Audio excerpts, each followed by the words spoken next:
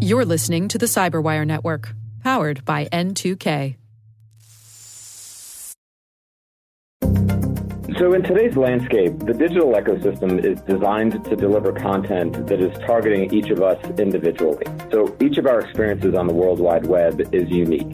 Hello, everyone, and welcome to the CyberWire's Hacking Humans podcast, where each week we take a look behind the social engineering scams, phishing schemes, and criminal exploits that are making headlines and taking a heavy toll on organizations around the world. I'm Dave Bittner from the CyberWire, and joining me is Joe Kerrigan from the Johns Hopkins University Information Security Institute. Hello, Joe. Hi, Dave. We've got some good stories to share this week, and later in the show, Carol Theriault returns. She's got an interview with Chris Olson from the Media Trust on how targeted advertising can enable election interference. And we are back. Joe, why don't you start things off for us this week? Dave, I want to tell you a story. Okay. This is a story from my own personal history. It's a very funny story. I'll be the judge of that. But back in the day, before Facebook and MySpace, there was the very beginnings of social media or social networking websites.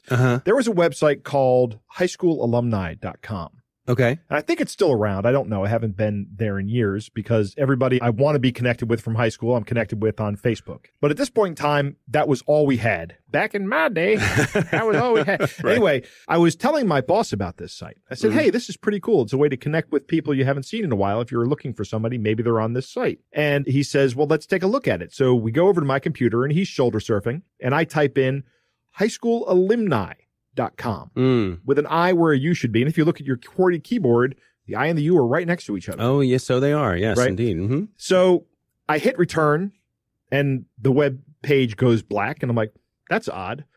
And then my screen explodes in porn ads.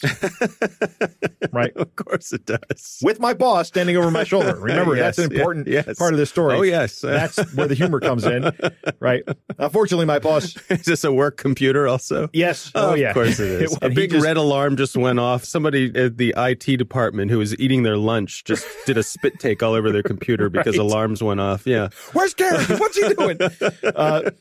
My boss kind of chuckles, shakes his head, and walks back to his desk. And I'm sitting there trying to clean this up because I had to close all these windows. It was terrible experience. But this practice has a name. Yeah. Right? It's called typo squatting. It's a lot more prevalent than you may think it is out of the box. But think of all the damage you can do and the way you can take advantage of the way people read and the way people type. Yeah. First, you can capitalize on just people making typos like I did in that story I just told, right? Right. Yep. And then there's email reception, right? You can receive emails that are being sent to domains that are mistyped. We're going to talk more about that in a minute. Okay. And then, of course, there's the thing we've talked about frequently on here, using them as phishing sites. For example, an L and a 1 look very similar, if not the same, in certain fonts, right? So if I register the website oneinkedin.com, which is a registered domain, by the way. Of course it is. There is no website to it right now, but that doesn't mean there won't be in the future. Yeah. Then I can tell people go to linkedin.com and link to oneinkedin.com. Alistair Patterson has a good story about this in Security Week right now, and he talks about an experiment by the Godai Group back in 2011, where researchers registered domain names that looked a lot like these companies, and then sat back to see what would happen. And one of the things they found during that time period was that they received 120,000 emails that were destined for the actual companies. And these things included all sorts of sensitive information like trade secrets, business invoices, personal information of employees, network diagrams. What could be better than a network diagram to someone trying to penetrate a network? Right. Username and password. So that's something that could be better than a network diagram. And then as well as service requests. But that's pretty impressive. That just in 6 months, they got 120,000 emails with this kind of information in it. Not all those emails contained this kind of information, but some of them did. The growth of typo squatting has actually spawned a lobbying group called the Coalition Against Domain Name Abuse, or CADNA, which I don't know. They're pushing for government regulation. I don't know how you regulate this. I'm not really sure what that regulation would look like.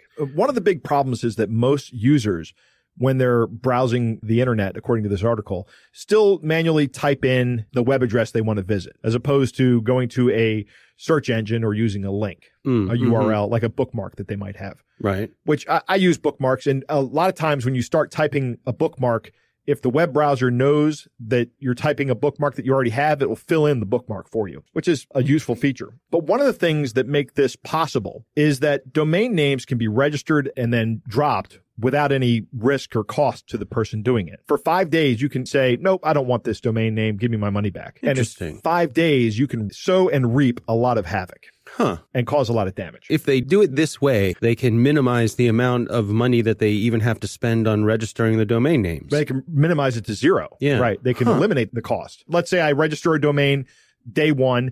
Day 2, I start sending out phishing campaigns and do that for about 4 days, which is a really long lifespan for a phishing campaign, right? And then I go to the registrar and I go, nope, I don't want this domain anymore. And I don't pay a dime as a bad guy. So any money I've made is 100% profit. So it's just another way for these guys to reduce cost. Some countermeasures. What can be done about this? Well, from the site standpoint, there's a practice that is becoming more common of going around and buying up domain names that might be typo squatted. Right. Like, for example, if you go to acebook.com, Facebook owns that.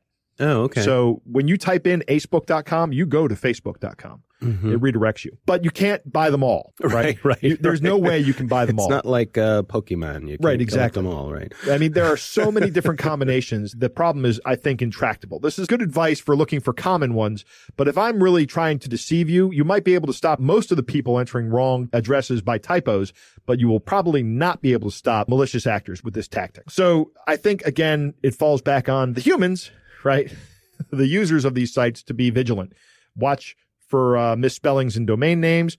Make sure that you're typing them. I say use bookmarks so that you know that you're going to a bookmark that you have that's always been the right one, or use a search engine. But even using a search engine, we've talked about on this show how that can lead you to another suspicious site. I've noticed that, a lot of times when you're using a search engine, if you mistype something, for example, into Google, right, it'll come back with the search that it thought you meant to use. Right. Say, did you mean to search for this rather than that? So on a certain level, they're looking out for you. Yeah, they are, but they'll sell ads to people that are selling competing products. Right. You might click on that ad. Right. And then call that number like I did on my phone one day trying to get in touch with Comcast. I wound up talking to somebody else. I had some choice words for that person. Look out for strange redirects. This is a real giveaway. So if you actually go to highschoolalumni.com now, which I don't advise you do, but you can go there. Right. It takes you through a number of redirects before you wind up at the final page, which has a big red button that says, I'm a human, right? But that button goes to a JavaScript function that says, go to Visa. I didn't click on that and I didn't take the time to look at the source code, but I would bet that's malicious.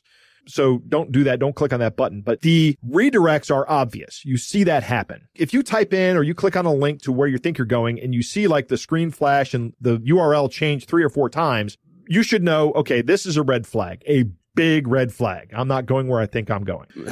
Danger, pause. Right. Odd looking letters or numbers. Be skeptical about sharing personal information and financial information and confirm you're on the right websites. Yeah, especially if the website starts asking you for information that isn't relevant to that website. Right. For example, because one of the things that they'll do is they will pretend to be the website that you think you're logging on to. Correct. So they'll pretend to be, say, your bank website. This happened to me once where I was on my way into logging into what I thought was the account for my credit card. Right. It looks just like my credit card website, and they started asking for information that was not relevant to anything having to do with my credit card. And, right. And so that triggered my response, and I looked at it, and sure enough, it was a typo squatting site. And we talked about the Stripe scammers who had a redirect to a website that looked just like the Stripe login, where you enter your username and password, and the next thing they say is, what's your bank account number? Right. Right. Which seems like it would be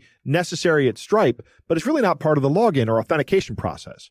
Right. That's kind of a more subtle red flag. I don't know that a lot of users would have caught that. I don't know that I would have caught that. Yeah. You don't really know until you fall victim to these things. No, not at all. But if something seems broken or strange, like images don't show up on the web page, that's another red flag as well. But, so really, I think this falls back into the human's hands, into the user's hands, because there's not a lot that can be done to stop it from the side of the site that you're trying to visit.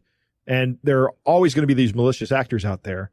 And this lobbying group, CADNA, I don't know how much success they're going to have in lobbying for this. I don't know how big of a priority this is going to be for legislators, and I don't even know what any regulation would look like.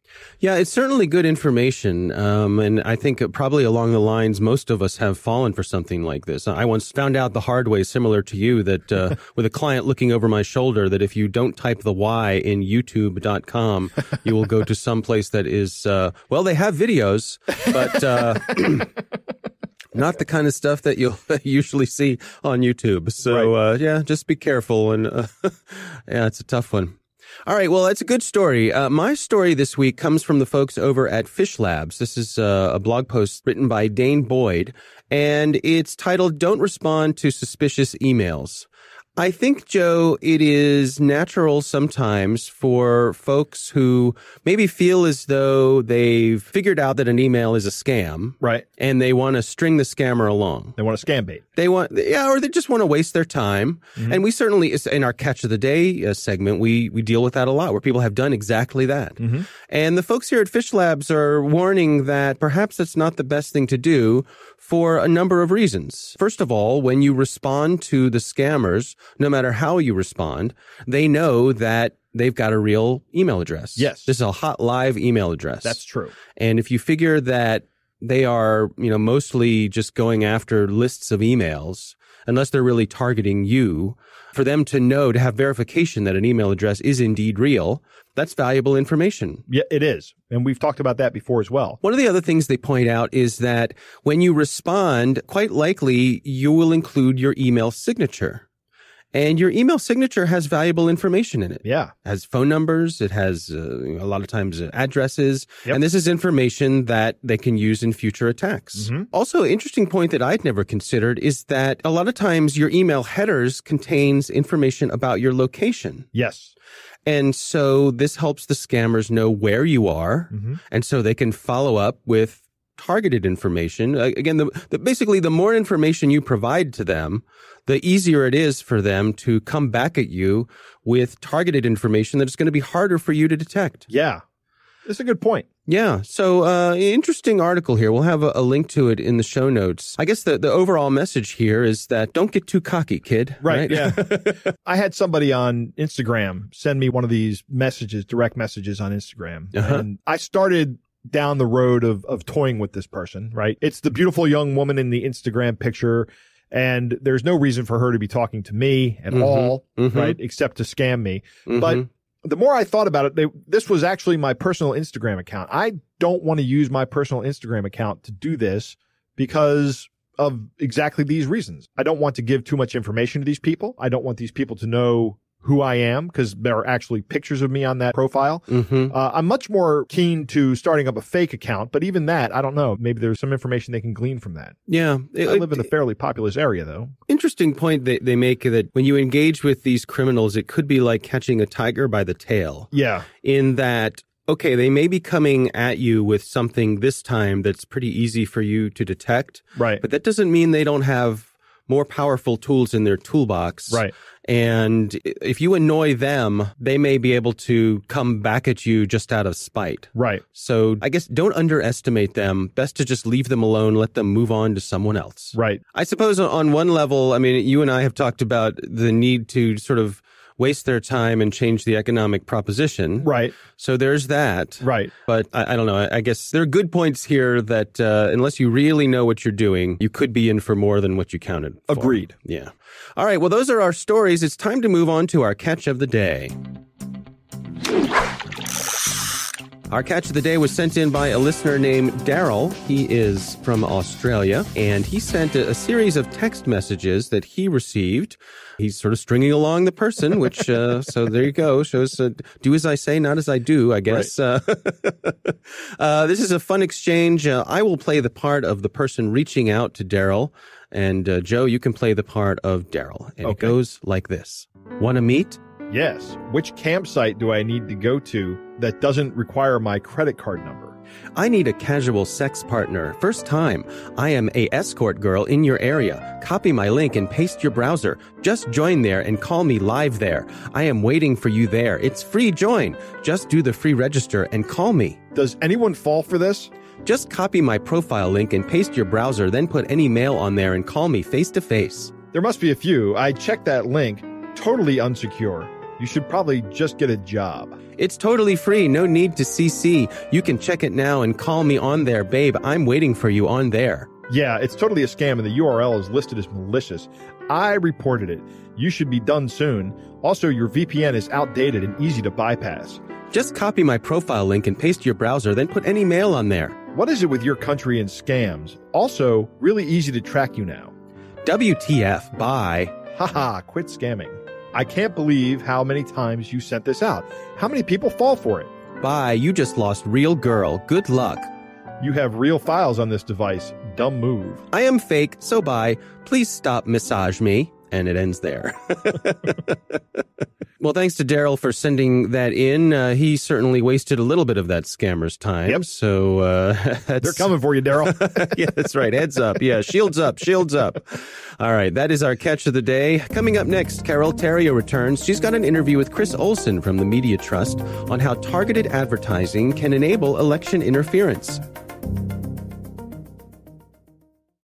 And we are back. Joe, it's always great when Carol Theriault returns. She's got a great interview this week. She talks with Chris Olsen. He's from the Media Trust. And they're going to be talking about election interference. Here's Carol Theriault.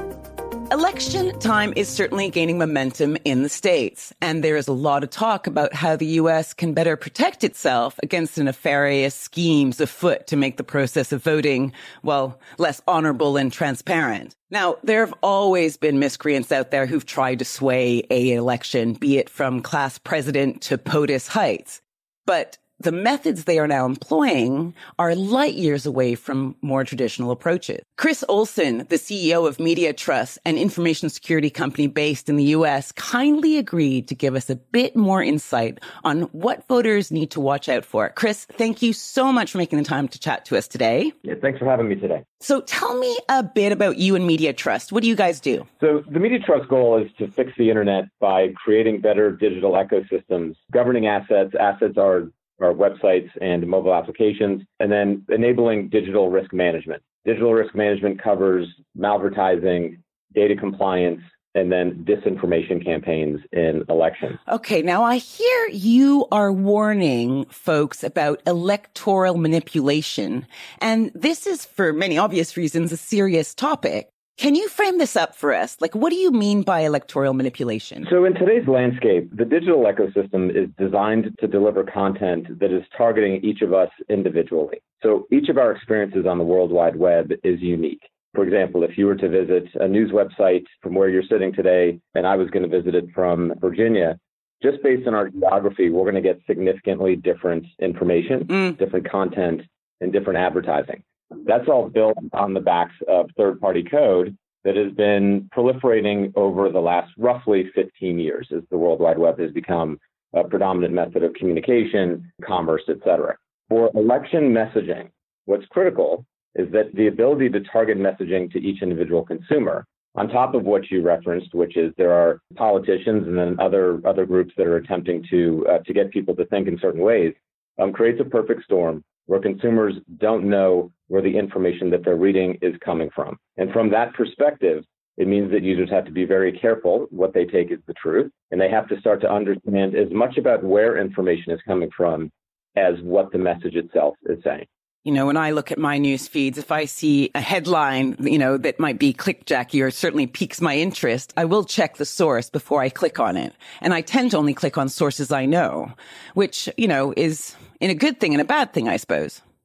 Yeah, and I would say that you're probably educated versus the typical consumer. And in addition to that, you're wary of people trying to deliver messaging to you and the concept of presenting information that would cause you to click and just move into content based on maybe commercial reasons. And then commercial being they're trying to get you to do something to make money. So the typical consumer is not thinking about those things. And if something sensational is in front of them or something that would pique their interest based on prior behavior, they're typically clicking there first before doing any analysis. Of course, I'm based here in the UK, you're based in the States, and we are going to see different types of ads and news feeds come into our news feeds, right? Different stories are going to show up for you than will for me. So how is that used to manipulate elections? Okay, so it's a great question. One of the ways is the way that advertising has been designed to meet a consumer or to bring specific information to particular target audiences that actually pays for the free World Wide Web that we all get to use.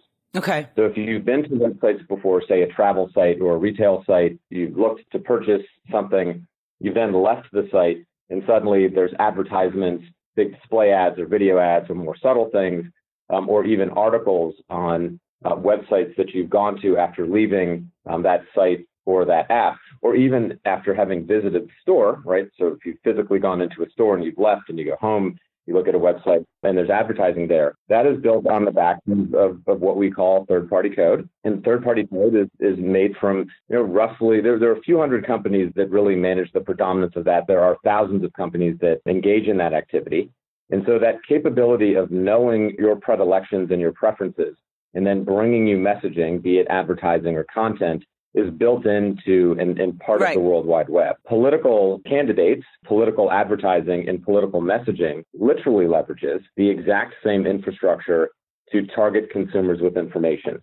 The way that they're manipulated goes back to pre-digital days, and that particular constituencies with particular goals of moving different people in a direction, whether that's to get them to vote for someone, it's to sow discord, it's to get them to go out on the street to protest. Those are more, what we would say, more nefarious use cases. And in particular, they're nefarious if the deliverer is obfuscating or not telling the truth about who they are when they deliver those messages, or if the messages are simply false. Okay, so say I'm a consumer, I'm in some demographic, and I'm being targeted with false information. And it's all geared up to attract me, to allure me in, to engage me, right? That's right. And so from an election perspective, how are people supposed to fight back? First, consumers can see very little. It's not easy for them to notice these things are false. And it's especially true when they read something and their emotions get piqued. They forget to remember that they're supposed to care who sent them the message. But they can't see much, but they can know a lot of things. So first, unfortunately today, most of what is delivered on the World Wide Web can't be trusted. It doesn't mean that most of it isn't true, but it can't be trusted. So skepticism is the first step. And once you're skeptical and understanding that something is being targeted to you for a purpose rather than you just stumbled upon the information, and you know that there are people with some form of goal behind it that they're trying to get you to do something, you can look at it in a different way. One of the things which we just mentioned is if you know the author, and of course they can fake that they're the author, a bad guy would do that, but if you know the author, that's a great step. Messages that attribution to a candidate, those would be things that they should watch out for. And then this is where it gets really difficult, but outlandish claims, you really need to check yourself. Outlandish claims are likely not true. They can be true occasionally, but for the most part, those things that seem either too good to be true or too terrible to be true, depending on your predilection, probably are. Do you think that if people just stopped sharing content based on just clickbaity headlines and actually read the article and thought, okay, actually that has got some juice to it, or that's something useful, that might help ebb the flow of disinformation? So I think that something like that would help, but I think that may be asking too much of human nature. And so I do, you're probably right. I do think that it falls back on the big platforms, the news websites. There historically, prior to digital, was an editor that would know what was going to be produced on, say, a newspaper, right? Something that was actually printed. And so that there was at least, whether that person is biased or not really isn't the important part. It's that there was a person or a group of people that looked before anything was delivered. We knew they were biased, but we at least knew their biases and we had an expectation of them. Today, that editorial step is skipped. And it doesn't mean that all of the content on newspaper sites isn't read by an editor and approved. A lot of it is. But significant portions of websites are moving much too fast. In addition, because of third-party code and targeting, the editors aren't able to see a lot of the content before it runs, because it isn't targeted to them or to the groups of people that they've hired to review the content. So there's too much. It's targeted so they can't see it. And then I think the final piece is Where we've gone over the last year or two is to try to put them into a corner of being a moderator, which gets into a free speech conversation, which in the West is a problem, rather than forcing them to expose and know who is delivering the content. Chris, I could talk to you all day about this. It's fascinating. Yeah, thank you. But for our listeners, I think the overall message is keep your wits about you folks. Things are heating up out there. This was Carol Theriault for Hacking Humans. All right, Joe, what do you think? Good interview. I like what Chris has to say in this interview. The first thing he says that everybody should pay attention to and be aware of is that the content on the web is tailored to you individually. Mm-hmm. It is remarkably tailored thanks to all this third-party code that Chris is talking about. And a lot of this information that's coming to us, consumers of this information, have no idea where it's coming from. They just don't know. Yeah. It struck me, one of the things he said was, when this information is coming at you, someone will send you something that'll push your buttons, right, and your emotions make you forget to check the source. Yep. You're so wound up about this either terrible thing or great thing that you see come by that you hit the share button before you go and check to see, wait a minute, where did this come from? I see this all the time on my feed on Facebook. Yeah. You know, I have friends who are very pro-Trump and friends that are very anti-Trump, right? Mm-hmm. And it's funny to watch what they share because they share exactly this kind of stuff where they haven't thought about it. Mm-hmm. And these are otherwise smart people. Right. You know, these are people who I have respect for in other fields. I generally tend to not have respect for anybody else's political opinion but my own. All right. And I don't expect anybody to respect my political opinion. Okay. So I'm okay with that. Right. Okay. And I guarantee you, dear listener, you don't agree with me on everything. Yeah. You and I are going to find some point of disagreement. You know what? That's okay. But you can't let your emotions get in the way of your thought process and your validation process here. I also think that some of us, I like to think of myself on social media, on Facebook, places like that. I really work hard at being a trusted source. Yeah. Like before I share something, I go and check the sources, or I will try to frame it and say, hey, you know, here's an interesting article from an admittedly left-wing source or a well-known right-wing source. And I've seen you do that. At least you know what the source is. And so my hope is that when people see something coming from me, they'll know that it's been to some degree vetted by me. Right. But more importantly, I have other people on social media who I feel the same way about. If I see something come from them based on their past history, I expect that I'm going to spend more time on the things they share because of the thoughtfulness they put into researching things before they share them. Be that person. I generally don't share or don't share political stuff on Facebook. I don't think it's useful, or on Twitter. I just think that because the web is so tailored to our experience, what happens is you wind up in an echo chamber. It's just not helpful. It doesn't let you consider other people's opinions. It invalidates them out of the box with crass and harsh languages,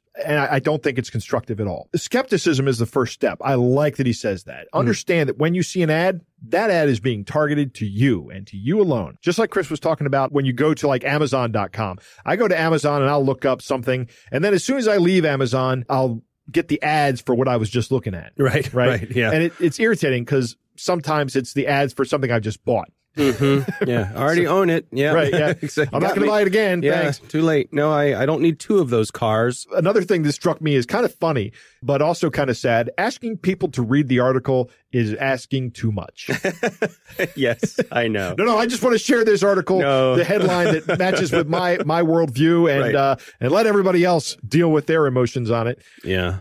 I think that's kind of irresponsible. Like you said, look for people who are the trusted source, but I'm firmly of the opinion that if you're talking political stuff, don't get it on Facebook or on any social media platform. Yeah. Where should you go then? You should do your due diligence as a political member of whatever society you live in and go to a news source that you trust, and go to multiple news sources that you trust, and find out there are websites out there that talk about these biases. All these news sources have the biases. Those biases are open and analyzed, but you should look at something that not only aligns with your opinions, but also read something from somebody who disagrees with you on the position. Yeah. Right? Maybe there's something you're missing that you're not considering in this. Right. Be deliberate about breaking yourself out of your own bubble. I agree. Yeah.